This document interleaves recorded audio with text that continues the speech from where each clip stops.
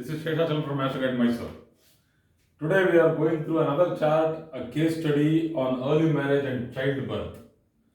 So here I will be telling you some details which actually you can do cross verification with the chart.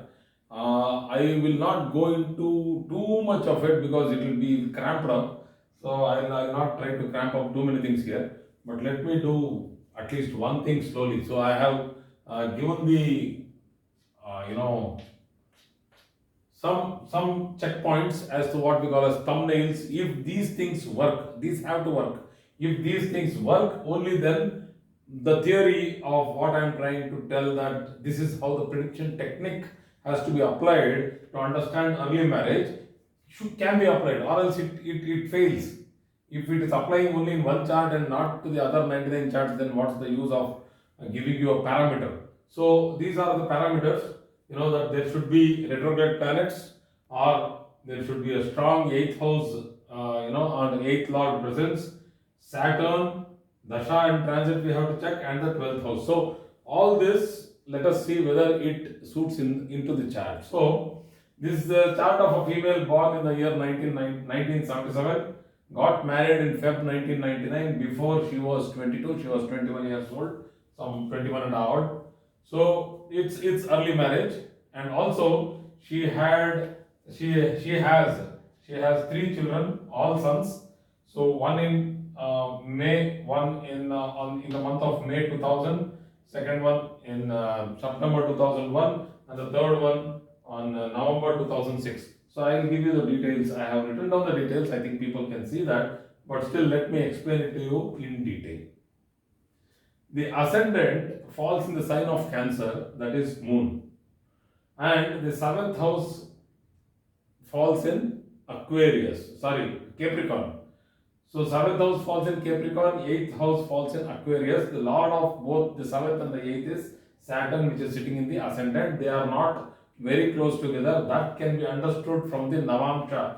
So people should understand how to understand whether these two planets are close by or not. So the Navamsha of a Chala Rashi starts from itself. So here, so it is in the second Navamsha. Chandra, that is moon, is in the second Navamsha. That means it is in Pushya Nakshatra, first pada, that is first quarter. So after Pushya 1, 2, 3, 4, you get Ashlesha 1, Ashlesha 2. Pushya 1, 2, 3, 4, you get Ashlesha 1. No, not Pushya 1, sorry. Extremely sorry. Punarasu Nakshatra, we'll finish that. Then Pushya 1, 2, 3, 4. Then Ashlesha 1, 2, 3, 4. That's how it has to end. Why am I doing the mistake? I don't know. Sometimes it happens, you get carried away. So Punarasu Nakshatra, 4th pada, falls here. Then it is in Pushya 1. So that means Saturn is in Ashlesha Nakshatra, first pada. That means there is a lot of gap in between moon and Saturn. There is no mutual influence of moon over Saturn or Saturn over moon. So the 7th lord is placed in the ascendant. That means this person has a very happy, strong married life. So the 7th lord, that means the spouse is in the heart, the mind, whatever, emotionally there is a lot of connect between in the marriage. So that's one thing. But let us first see the parameters. So there are no retrograde planets. Okay. So 8th house lord is associated with the 7th lord, or the 7th house, or the Lagna. That is what has been written here. So here the 8th lord itself is in the ascendant, along with the ascendant lord, and it is also the 7th lord. So three criteria has got cleared here. That is the 7th house, 7th lord, 8th house, 8th lord, ascendant lord. All these 3 have got linked. Okay. Though there is not much of a link between these two, it is still sitting in the same ascendant. Though in the Bhava Kundali, moon goes to the 12th house because it's on the edge, no? So it falls into the 12th house. So I will not take this moon as in the ascendant, but in the 12th house, because I take the houses from the Bhava Kundali. So the 12th house parameter also gets ticked here because the Lagnadipati has gone to the 12th house and it is very strongly posited. The Lagnadipati has gone to the 12th house. The influence of these parameters should be over the 7th house, 7th lord, ascendant and ascendant lord. So the ascendant lord has gone to the 12th house. So in the Dasha, Bhukti or Pratyantara of these planets, marriage should happen. So let us see what has actually happened. Let us go and apply the same thing in the D9 chart. Today I am just putting it into the D9 chart so that you people can understand. So the 7th lord and the Lagna lord of the D9 chart. The Lagna lord of the D9 chart is Saturn once again, fantastic, the same planet. And the 7th lord is Sun, which is sitting in the 2nd house, the house of Kutumba, that is house of family, progression. The 7th house is placed with Mercury and Moon, fast moving planets in Leo, which is also a fast moving, house of a fast moving planet. So the placement of Mercury here, Venus, Mars, Moon. So you can see all these are fast moving planets. Mercury, Moon, Mars and Venus, all the four are fast moving planets. So it might give early marriage. I am telling it might give early marriage if the Dasha and transit permit.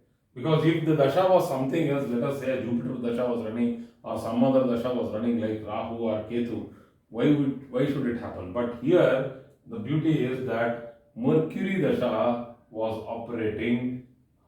Mercury, Saturn, Rahu has given marriage. Mercury, 7th house, Saturn, Lagnadipati in the D9 chart, and Rahu, which is in the 8th in the D9 chart. So D9 chart totally agrees with the parameter. Let us see whether the promise in the D1 chart will actually, fructify into giving the event, fructification, that is making it a fruit. So let us see. So Mercury is the 12th lord, Venus in the 9th house, which also gives a romantic happy married life, which is exalted, very well placed Venus, and Rahu, which is in the 3rd house.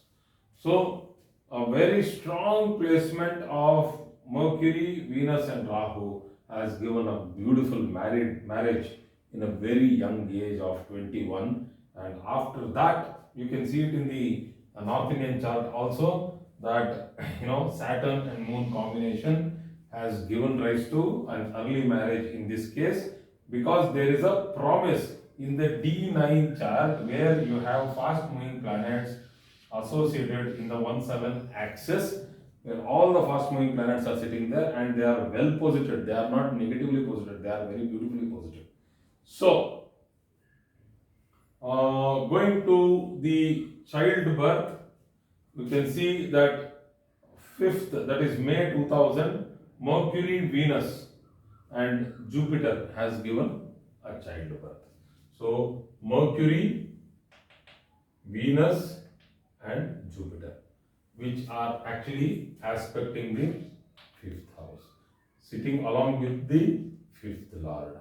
And Mercury also is well posited, being the 12th lord, but I am not going into the D7 chart here for childbirth, so I am not going into that detail, but this is what has given rise to one first child, then they go ahead have another child and another one. So 3 children, and you can see Ketu has come and it has stopped further progression, 4th or 5th child. So 1, 2 and 3. So the jump over the Ketu has not happened. So you can see the 2nd child has happened in Mercury and Moon, and then the 3rd child has happened in Mercury and Jupiter, which is the 9th lord. So 5th, 7th and 9th houses have to be taken for childbirth, and here fortunately or unfortunately, because these people wanted a daughter and continuously they had son after son after son.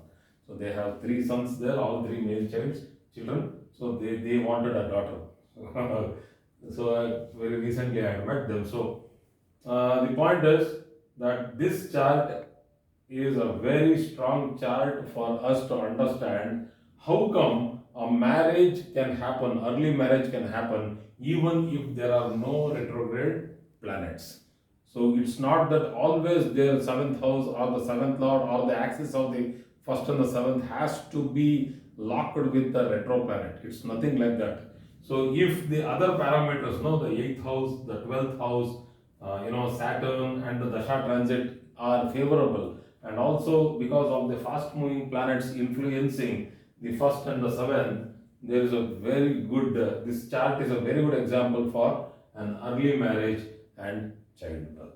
This is a very normal childbirth. There has been no cesarean, no medical complication, very fertile, normal, happy, healthy person. So no health problems. So it's a very strong chart. So people can unnecessarily keep telling that because of this combination there might be health problems, that this, everything, nothing. This person is very healthy, normal, and living a happy life. So thank you very much for today's class.